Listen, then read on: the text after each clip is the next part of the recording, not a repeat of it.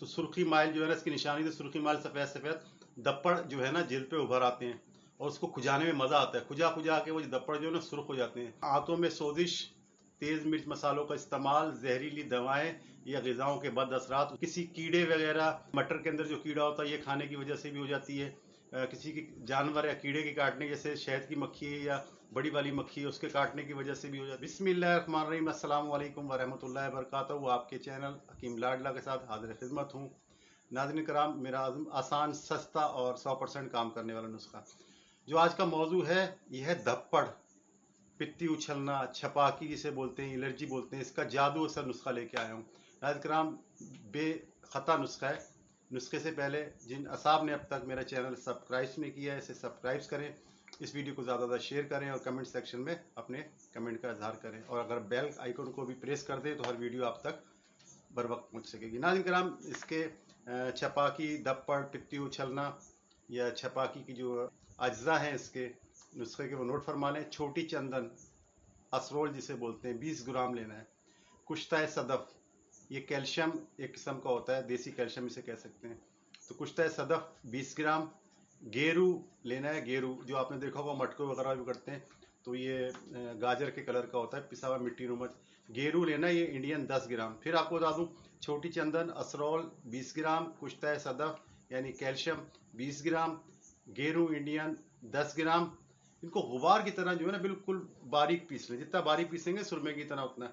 अब करना ये, इसको एक रत्ती मिकदार, ठीक है, यानी 137 मिलीग्राम कहलाता है। तो ये 3 नंबर कैप्सूल लेके भरें। कैप्सूल के बगैर इस्तेमाल नहीं करें, वरना आपको अंदाज़ा नहीं होगा कि कितनी दवा है। दवा पूरी मिकदार में जानी चाहिए, यानी कि एक रत्ती वाला कैप्सूल आप जब कैप्सूल लेने जाए तो उसको बोले 3 नंबर कैप्सूल दे, 3 नंबर कैप्सूल। तो ये आपने 3 नंबर कैप्सूल लेना है, इसे ठोक ठोक के भर लेना है। दवा आपकी तैयार हो गई। इसका इस्तेमाल ये सुबह और शाम को, यानी 12 घंटे के गैप से, खाने के 2 घंटे बाद एक कैप्सूल आपने पानी से खाना है, ताहुसूल शिफा। इसमें कोई साइड इफेक्ट वाले चीज़ नहीं है। ताहुसूल शिफा इसलिए आपको बोल रहा हूँ कि अब बंदा नहीं कितनी पुरानी एलर्जी है, कितनी पुरानी दप्पड़ उछलते हैं, तो जब आपको शिफा हो जाए तो उसके बाद 1-2 दिन 4 दिन खा के इसको छोड़ दें। लेकिन अक्सर जो है 10 से 15 दिन के अंदर ये मर्ज़ ख़त्म हो जाता है। तो इसकी वजूहत जो होती है नाज़रीन कराम, वो ये है कि आंतों में सोजिश, तेज़ मिर्च मसालों का इस्तेमाल, जहरीली दवाएं या ग़िज़ाओं के बद असरात उसकी वजह से पैदा होती है।